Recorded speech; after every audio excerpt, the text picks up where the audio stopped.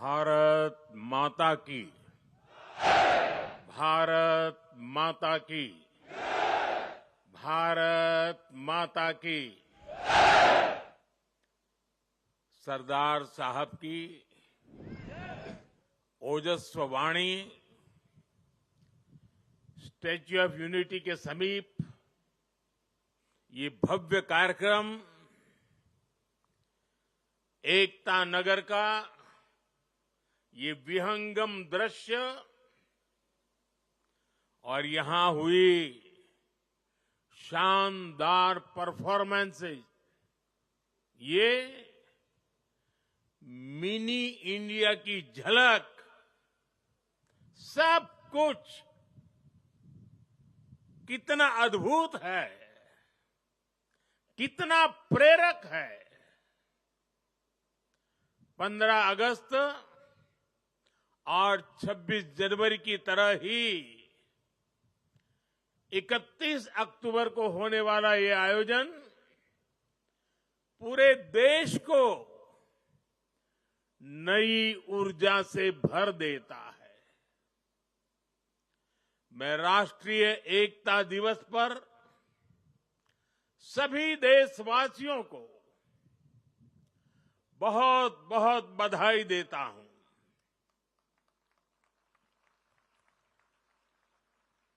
साथियों, इस बार का राष्ट्रीय एकता दिवस अद्भुत संयोग लेकर आया है। एक तरफ आज हम एकता का रहे हैं, वहीं दूसरी तरफ दीपावली का भी पावन पर्व है। दीपावली दीपों के माध्यम से पूरे देश को जोड़ती है, पूरे देश को प्रकाशमय कर देती है। और अब तो दीपावली का पर्व भारत को दुनिया से भी जोड़ रहा है। अनेक देशों में इसे राष्ट्रीय उत्सव की तरह मनाया जा रहा है। मैं देश और दुनिया में बसे सभी भारतीयों को, भारत के शुभचिंतकों को दीपावली की अनेक अनेक शुभकामनाएं देता हूं।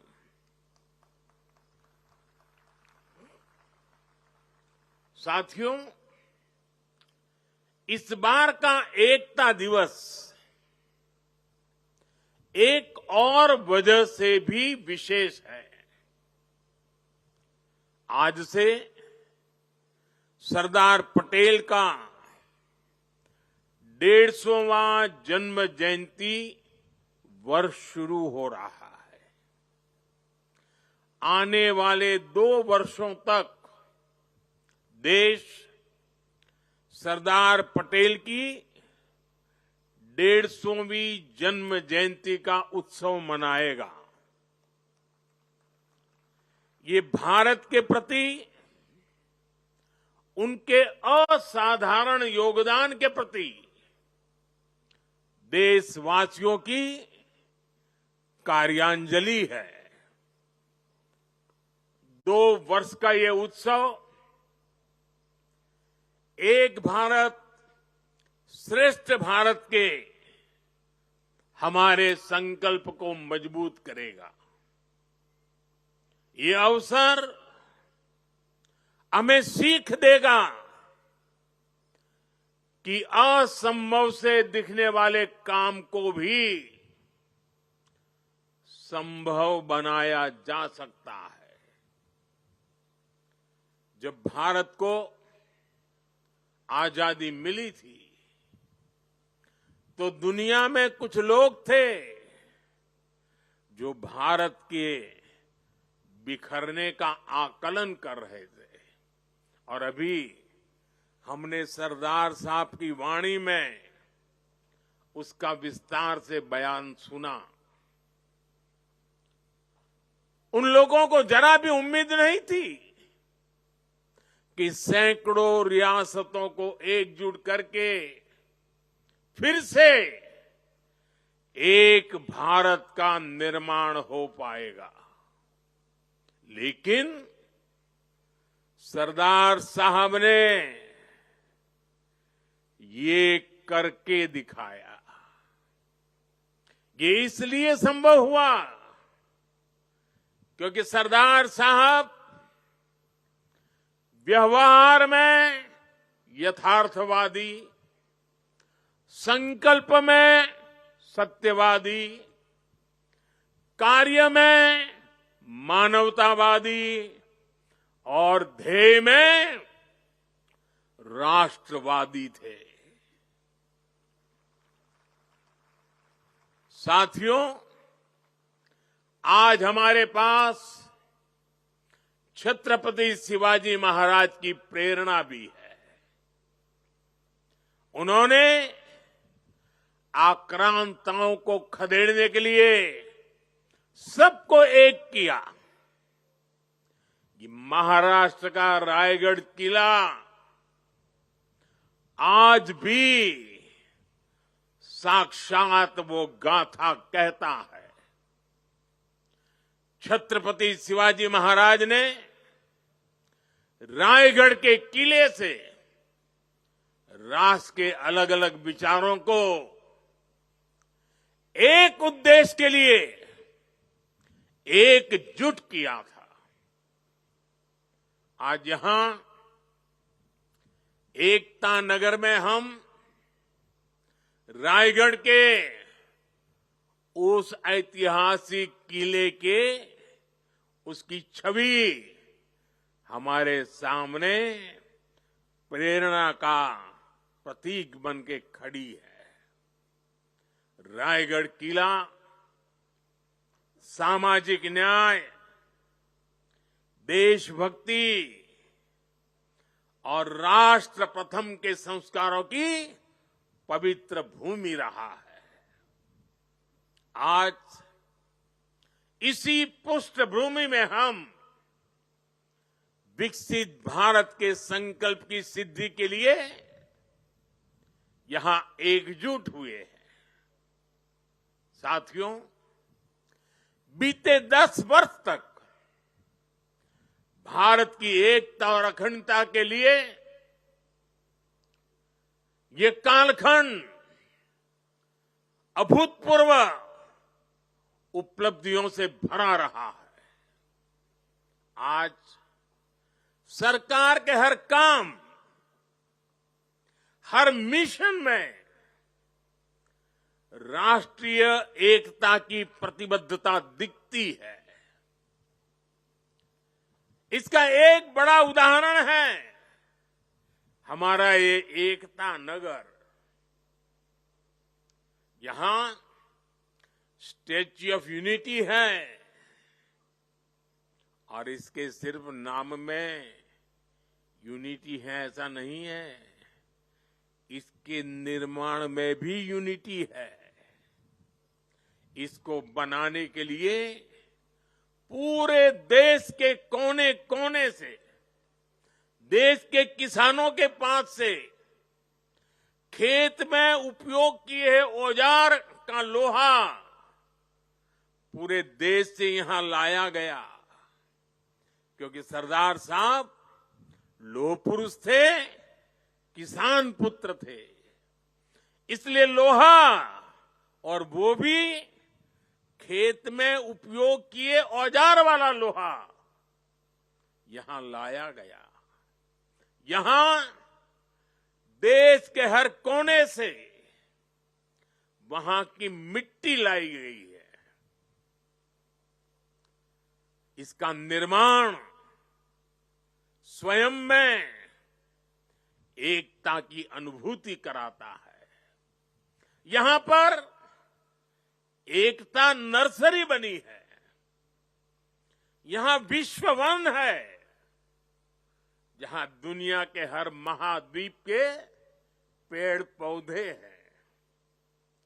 यहां चिल्ड्रन न्यूट्रिशन पार्क है, जहां पूरे देश की हेल्दी फूड हैबिट्स के दर्शन एक ही जगह पर होते हैं।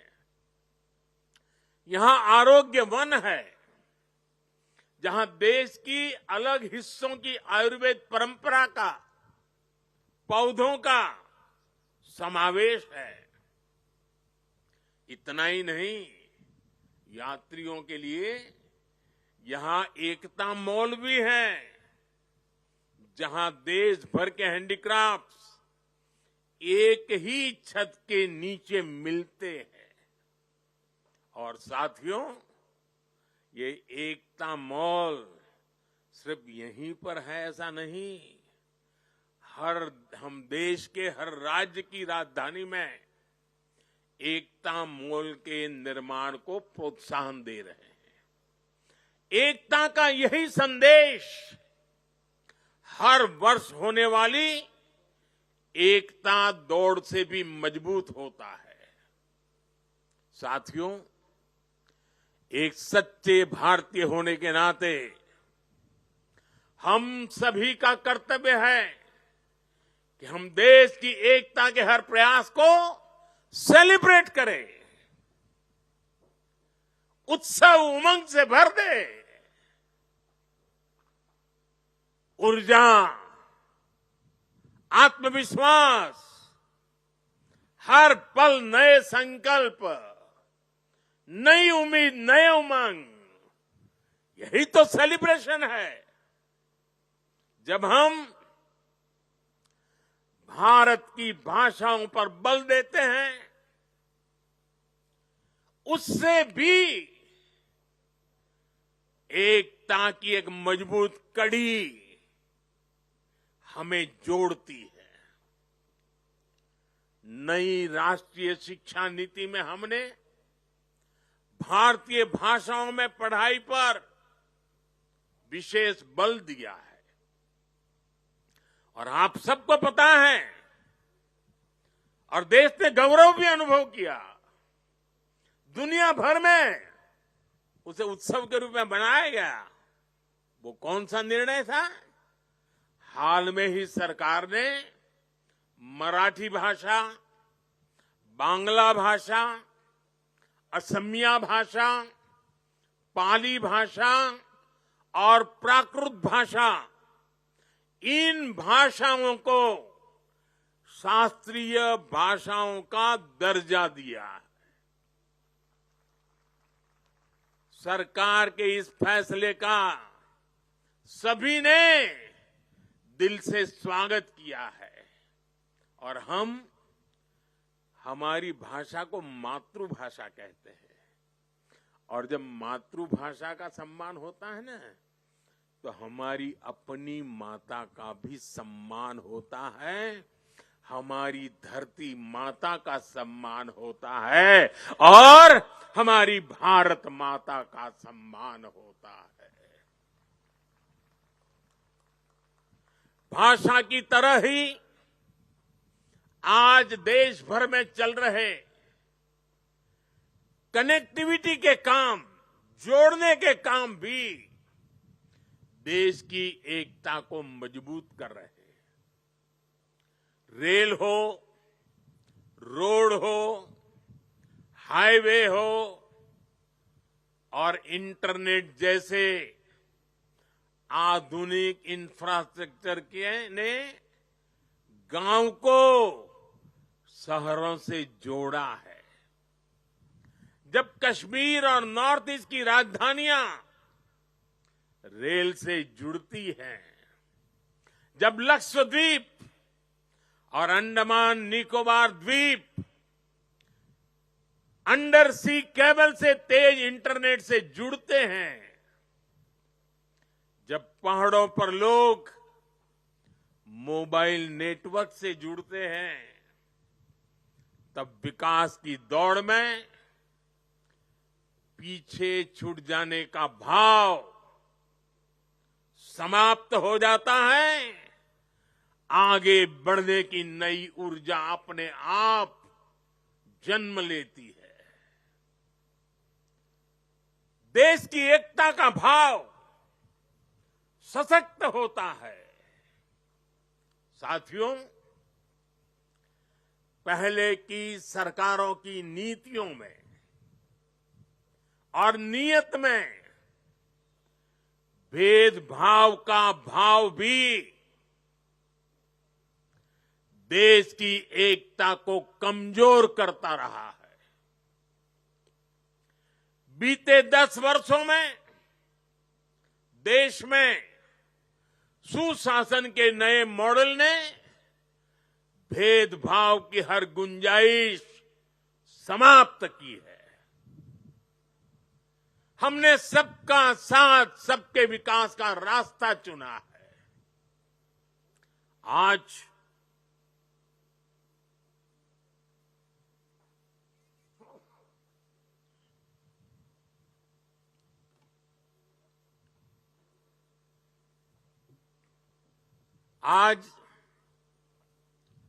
हर घर जल इस योजना से बिना भेदभाव जल पहुंचाने का प्रयास हो रहा है। आज पीएम किसान सम्मान निधि सबको मिलती है तो सबको बिना भेदभाव मिलती है। आज पीएम आवास के घर मिलते हैं तो सबको बिना भेदभाव मिलते हैं। आज आयुष्मान योजना का लाभ मिलता है तो बिना भेदभाव हर पात्र व्यक्ति को इसका फायदा होता है।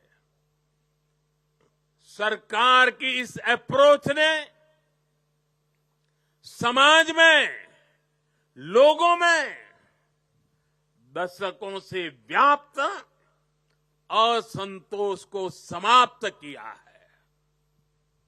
इस वजह से लोगों का सरकार पर भरोसा बढ़ा है, देश की व्यवस्थाओं पर भरोसा बढ़ा है।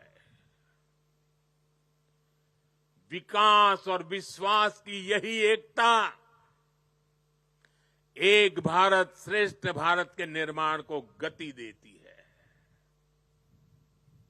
और मुझे पूरा विश्वास है हमारी हर योजना में, हमारी हर नीति में और हमारी नीयत में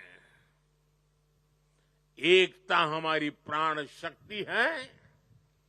इसे देख करके, सुन करके सरदार साहब की आत्मा जहां भी होगी हमें अवश्य आशीर्वाद देती होगी। साथियों, पूज्य बापू महात्मा गांधी कहा करते थे, विविधता में एकता को जीने के हमारे सामर्थ्य की निरंतर परीक्षा होगी। गांधी जी ने कहा था और आगे कहा था, इस परीक्षा को हमें हर हाल में पास करते रहना है। बीते 10 साल में भारत ने विविधता में एकता को जीने के हर प्रयास में सफलता पाई है। सरकार ने अपनी नीतियों और निर्णयों में एक भारत की भावना को लगातार मजबूत किया है।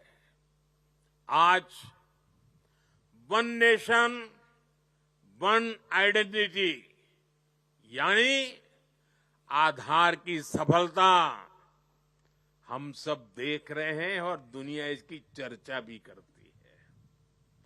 पहले भारत में अलग अलग टैक्स सिस्टम थे। हमने one nation one tax system GST बनाया। हमने one nation one power grid से देश के पावर सेक्टर को मजबूत किया। वरना एक वक्त था कहीं बिजली तो होती थी, कहीं अंधेरा होता था, लेकिन बिजली पहुंचाने के लिए ग्रिड टुकड़ों में बटी पड़ी थी। हमने वन नेशन वन ग्रिड इस संकल्प को पूरा किया। हमने one nation one ration card से गरीबों को मिलने वाली सुविधाओं को एक साथ जोड़ दिया, एकीकृत किया। हमने आयुष्मान भारत के रूप में one nation one health insurance की सुविधा देश के जन जन को दी है। साथियों, एकता के हमारे इन प्रयासों के तहत ही अब हम वन नेशन वन इलेक्शन पर काम कर रहे हैं, जो भारत के लोकतंत्र को मजबूती देगा,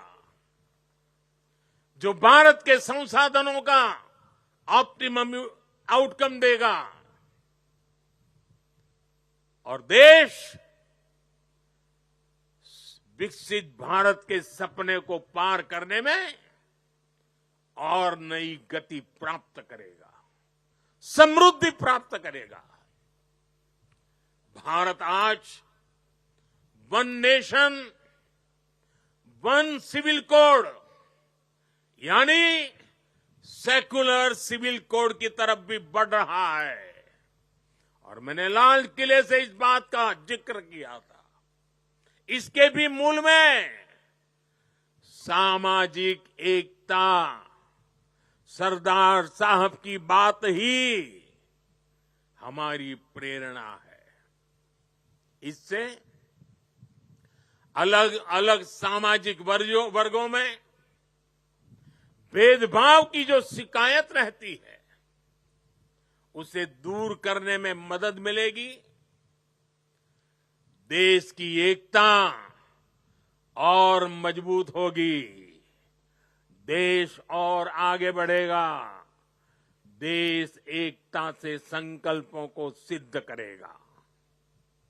साथियों, आज पूरे देश को खुशी है कि आजादी के 7 दशक बाद देश में एक देश एक संविधान का संकल्प भी पूरा हुआ है। सरदार साहब की आत्मा को मेरी ये सबसे बड़ी श्रद्धांजलि है। देशवासियों को पता नहीं है 70 साल तक बाबा साहब आंबेडकर का संविधान पूरे देश में लागू नहीं हुआ था। संविधान की माला जपने वालों ने संविधान का ऐसा घोर अपमान किया था। कारण क्या था? जम्मू कश्मीर में आर्टिकल 370 की दीवार, आर्टिकल 370 जो देश में दीवार बन के खड़ी थी, संविधान को यहां रोक देती थी, वहां के लोगों के अधिकारों से उनको वंचित रखती थी। वो धारा 370 को हमेशा हमेशा के लिए जमीन में गाड़ दिया गया है।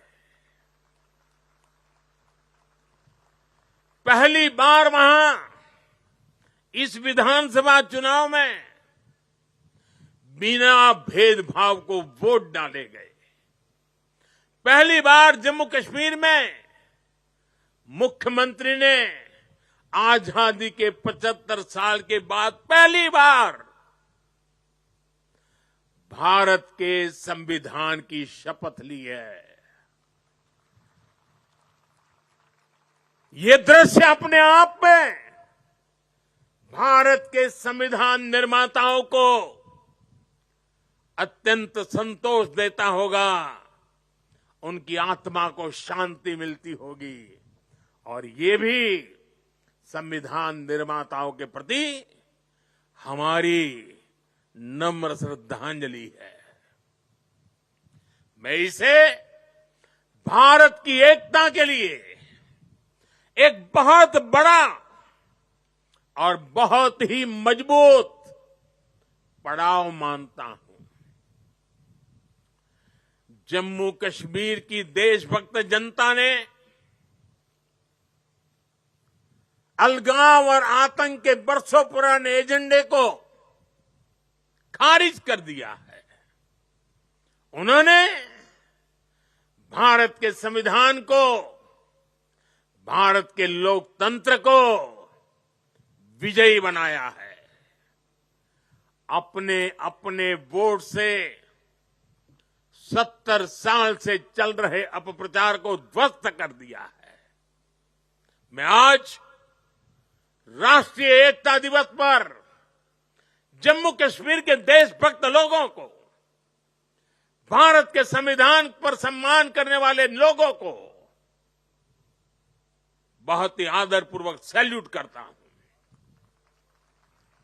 साथियों, बीते 10 साल में भारत ने ऐसे अनेक मुद्दों का समाधान किया है जो राष्ट्रीय एकता के लिए खतरा थे। आज आतंकियों के आकाओं को पता है कि भारत को नुकसान पहुंचाया तो भारत उन्हें छोड़ेगा नहीं। आप नॉर्थ ईस्ट में देखिए कितने बड़े संकट थे। हमने संवाद से, विकास और विश्वास से अलगाव की आग को शांत किया। बोडो समझौते ने असम में 50 सालों का विवाद खत्म किया है। ब्रू रियांग एग्रीमेंट, इसके कारण हजारों विस्थापित लोग अनेक दशकों के बाद अपने घर लौटे हैं। National liberation front of Tripura से हुए समझौते ने लंबे समय से चल रही अशांति खत्म की है। असम और मेघालय के बीच के सीमा विवाद को काफी हद तक हम सुलझा चुके हैं। साथियों, जब 21वीं सदी का इतिहास लिखा जाएगा तो उसमें एक स्वर्णिम अध्याय होगा कि कैसे भारत ने दूसरे और तीसरे दशक में नक्सलवाद जैसी भयानक बीमारी को जड़ से उखाड़ दिखाया, उखाड़ करके फेंका। आप याद करिए वो समय जब नेपाल के पशुपति से भारत के तिरुपति तक रेल कॉरिडोर बन चुका था। जिस जनजातीय समाज ने भगवान बिरसा मुंडा जैसे देशभक्त दिए, जिन्होंने हमारे सीमित संसाधनों के बावजूद भी देश के हर कोने में मेरे आदिवासी भाई बहनों ने आजादी के लिए अंग्रेजों से मुकाबला किया। ऐसे जनजातीय समाज में सोची समझी साजिश के तहत नक्सलवाद के बीज बो गए, नक्सलवाद की आग भड़काई गई। ये नक्सलवाद भारत की एकता और अखंडता के लिए बहुत बड़ी चुनौती बन गया था। मुझे संतोष है कि बीते 10 साल के अथक प्रयासों से आज नक्सलवाद भी भारत में अपनी अंतिम सांसें गिन रहा है। आज मेरा आदिवासी समाज उसे भी दशकों से जो प्रतीक्षा थी, वो विकास उसके घर तक पहुंच रहा है और इससे बेहतर भविष्य का विश्वास भी पैदा हुआ है। साथियों, आज हमारे सामने एक ऐसा भारत है जिसके पास दृष्टि भी है, दिशा भी है। इतना ही नहीं, इसके साथ जो जरूरी है, दृष्टि हो, दिशा हो, लेकिन उसे जरूरत होती है दृढ़ता की। आज देश के पास दृष्टि है, दिशा है और दृढ़ता भी है। ऐसा भारत जो सशक्त भी है, ऐसा भारत जो समावेशी भी है, ऐसा भारत जो संवेदनशील भी है, ऐसा भारत जो सतर्क भी है, जो विनम्र भी है और विकसित होने की राह पर भी है। ऐसा भारत जो शक्ति और शांति दोनों का महत्व जानता है। दुनिया भर में मची भारी उथल पुथल के बीच सबसे तेज गति से विकास करना ये सामान्य बात नहीं है। जब अलग अलग हिस्सों में युद्ध हो रहे हो, तब युद्ध के बीच बुद्ध के संदेशों का संचार करना सामान्य नहीं है। जब दुनिया के अलग अलग देशों में रिश्तों का संकट है, तब भारत का विश्व बंधु बनकर उभरना सामान्य नहीं है। जब दुनिया में एक देश की दूसरे देश से दूरी बढ़ रही है, तब दुनिया के देश भारत से निकटता बढ़ा रहे हैं। ये सामान्य नहीं है, ये नया इतिहास रचा जा रहा है। आखिर भारत ने ऐसा क्या किया है? साथियों, आज दुनिया देख रही है कि भारत कैसे अपने संकटों का दृढ़ता के साथ समाधान कर रहा है।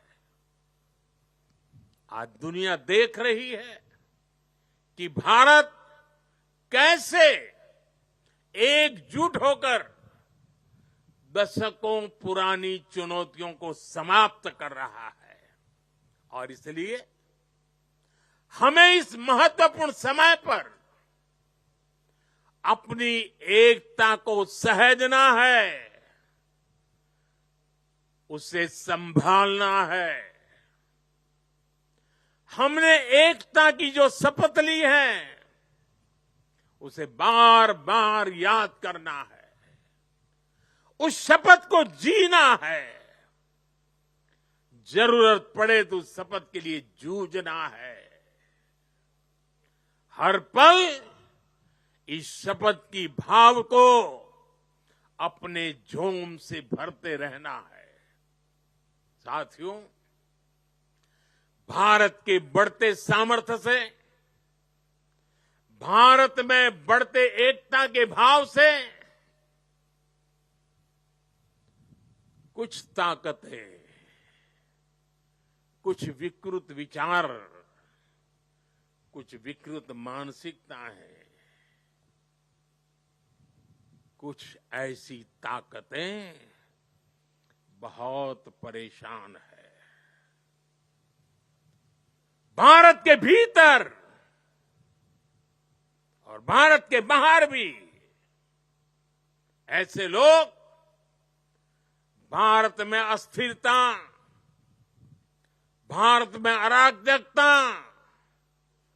फैलाने की कोशिश कर रहे हैं। वो भारत के आर्थिक हितों को चोट पहुंचाने में जुटी हैं।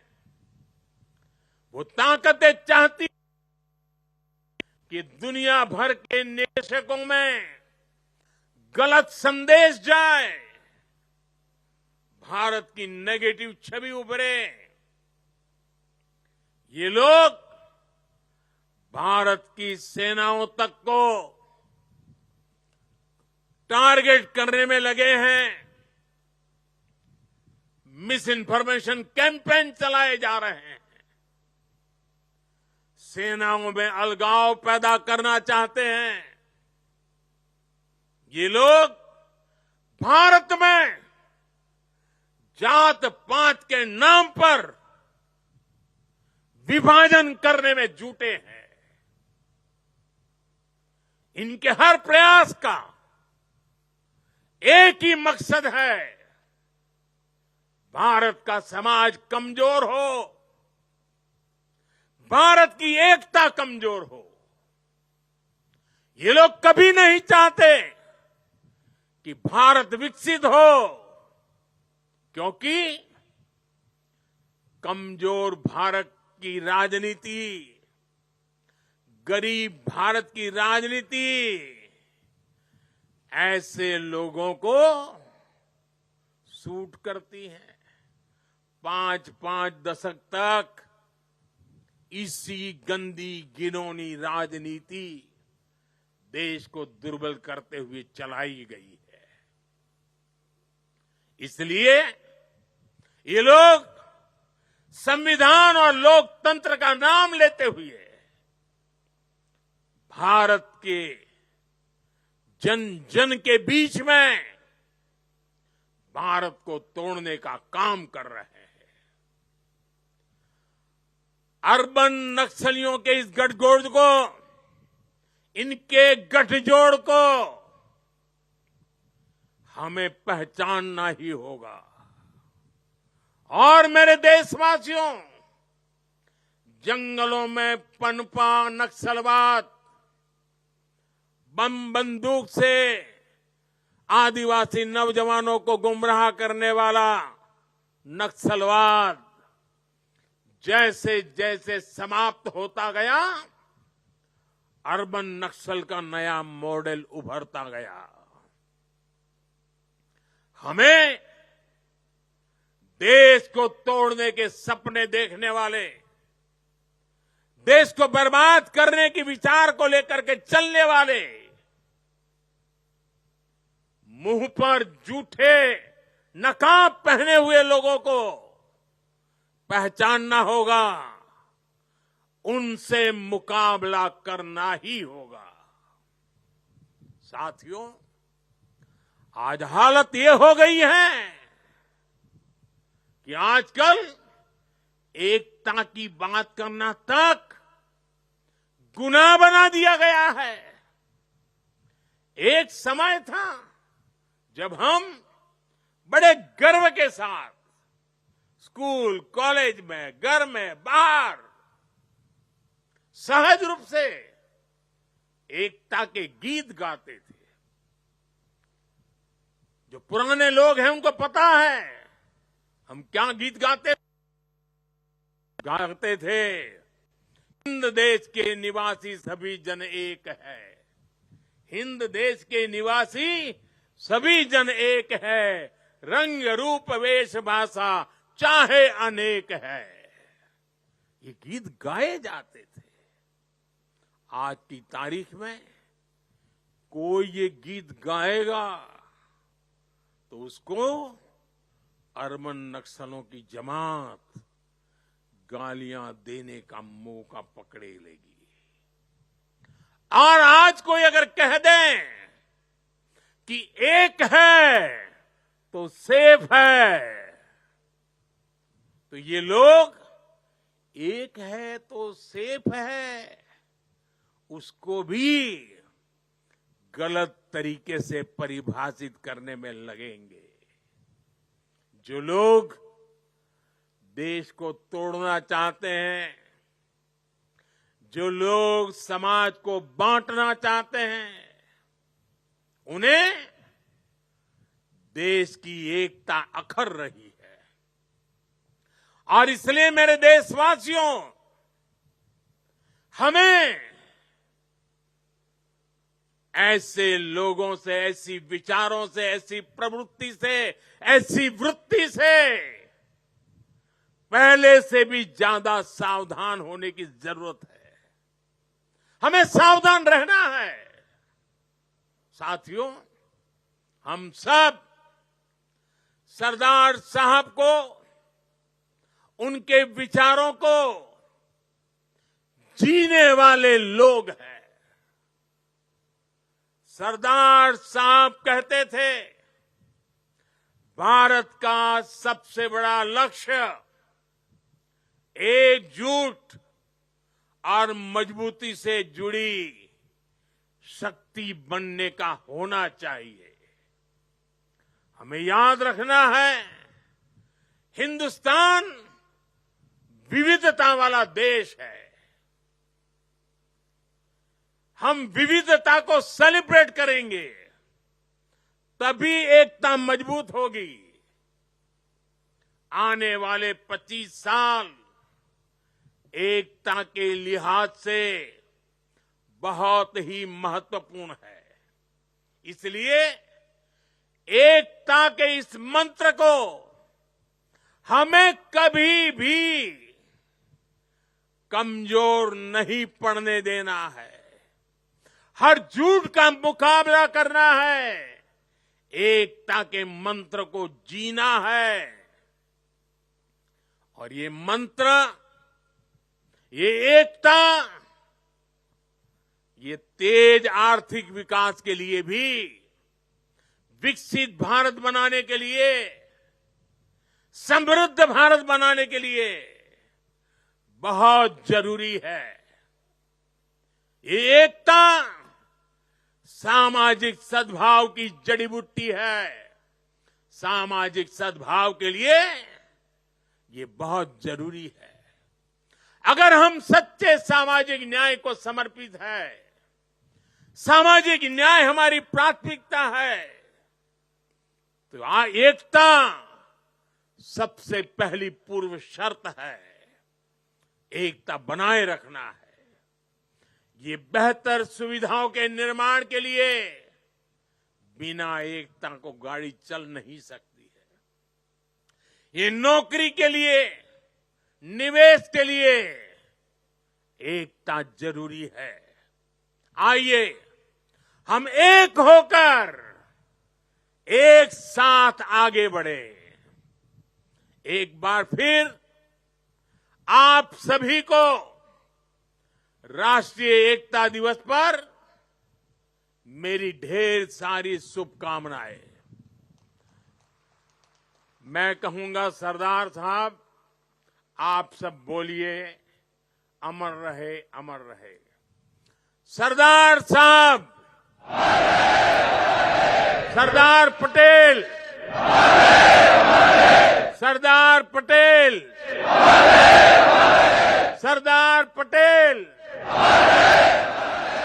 भारत माता की, भारत माता की, भारत माता की।